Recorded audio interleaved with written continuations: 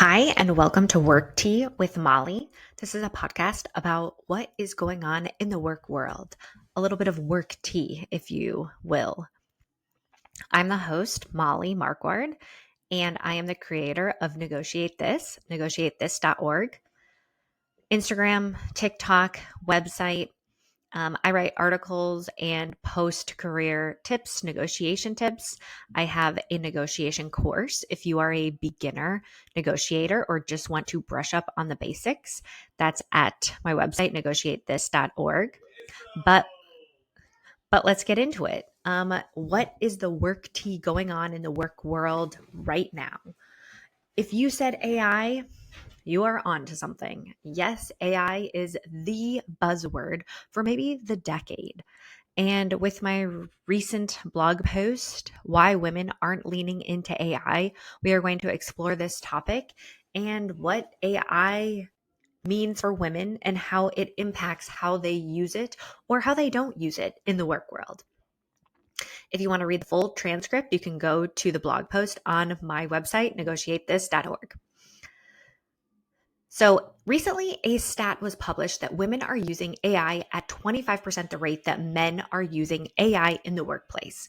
That's sort of how this all got started and stirred up in the first place, where women came to the forefront to say, either yes, we are, or no, we aren't, and these are the reasons why. I'm going to unpack some of the potential reasons why women are not using AI at the same rate as men in the workplace. So AI, it is the biggest boom since the dot-com era, or should we say, according to some, bubble to pop. Who knows? We will see if it will be the next bubble to pop, AI. But not leaning into AI is viewed as a weakness, especially as the headlines cover it. So the current climate and messaging poses that women will fall behind if they don't use AI at the rate of men. One headline reads, Women are avoiding AI. Will their careers suffer?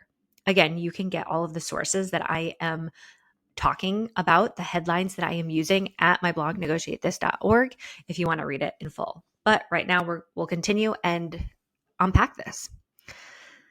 So the argument is that if women don't use AI, it will hurt their careers, or at least that's what they want us to think.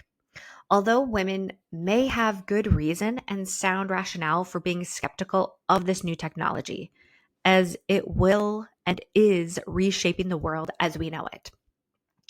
So instead of running toward it and scraping our knees in the process, women are taking the approach of learning how AI functions, some of its patterns, and looking out for potential faults and errors, of which it appears there may be many, and more than they originally at least told us about, or more than we anticipated, at least what has been packaged to the general public. So, what follows now is going to be an unexhaustive list of why women may not be leaning in as heavily to AI as men. First case, the first item of why women may not be leaning into AI like men is AI has many errors, we've come to find out. One recent example of AI errors uncovered is with Google. You know, Google, the main search engine in the world as we know it. I quote, a recent analysis of AI reviews found that they were accurate approximately 9 out of 10 times. That doesn't sound so bad.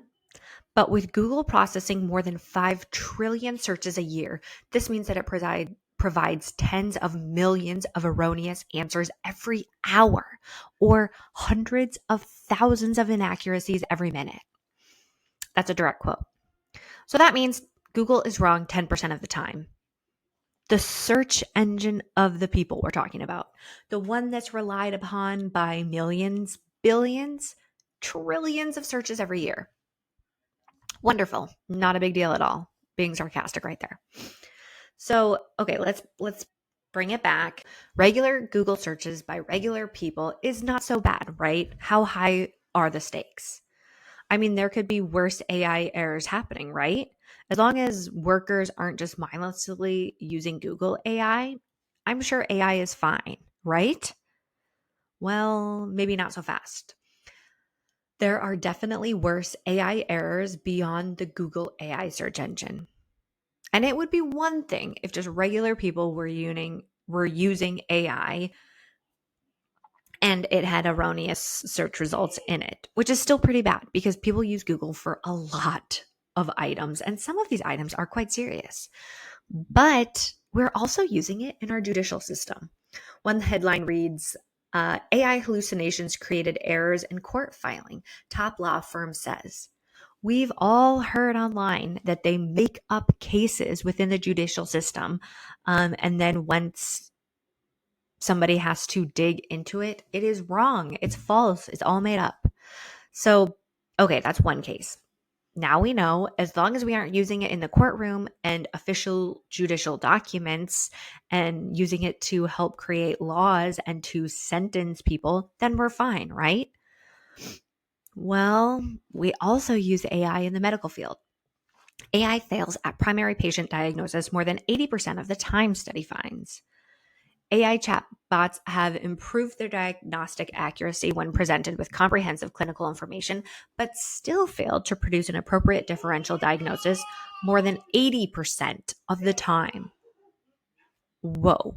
If it didn't alarm you that AI is being used in the judicial system erroneously, then the healthcare system should send us all running. What in the world? We are basically using AI unchecked, it feels like. And we're not even talking about specific professions. We're talking about the most important professions in the world where they are using AI, and it is wrong to potentially have extremely grave consequences. So, beyond that, these AI searches are not free either. Companies are spending a hefty price tag. Companies are spending big on agentic AI without always knowing what it does. That is a headline and a quote. Companies aren't prepared or even know what to do with it. They just want it. It seems like they just greedily want it, but they aren't prepared for the bill either, even after little payoff from AI in its current state. So it could be that women aren't embracing AI at the same rate because they don't want to partake in the errors that AI produces. And with evidence of it being error-ridden and costly, taking a slower approach to AI could make more sense. So there's that. And as we know, AI is not free. Many companies are getting a bill.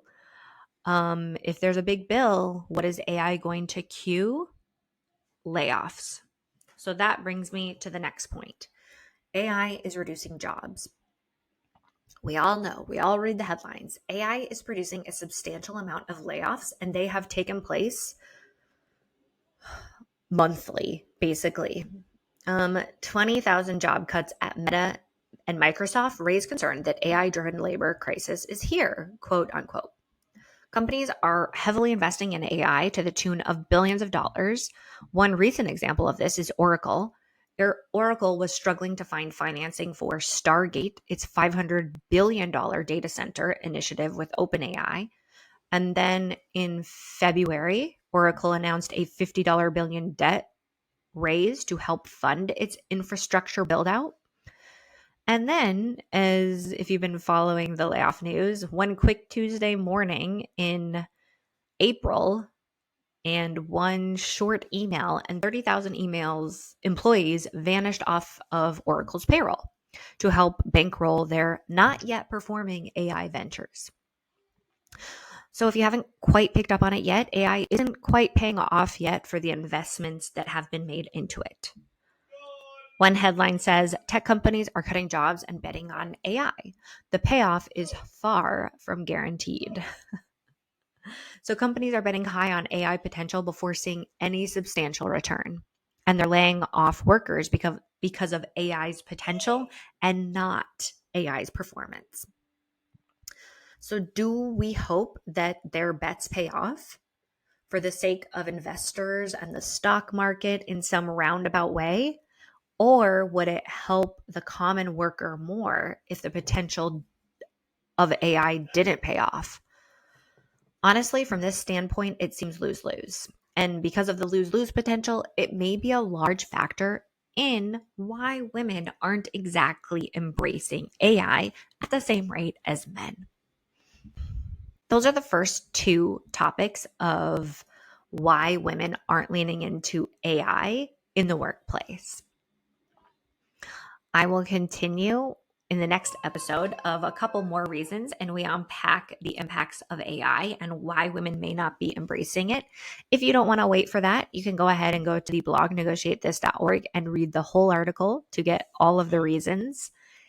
Also, if you are looking for career tips, negotiation tips, they're at negotiatethis.org, and a negotiation course. If you have a negotiation coming up, check out my course. You can cram it in a weekend if you need to get the talking points to feel confident in your next negotiation.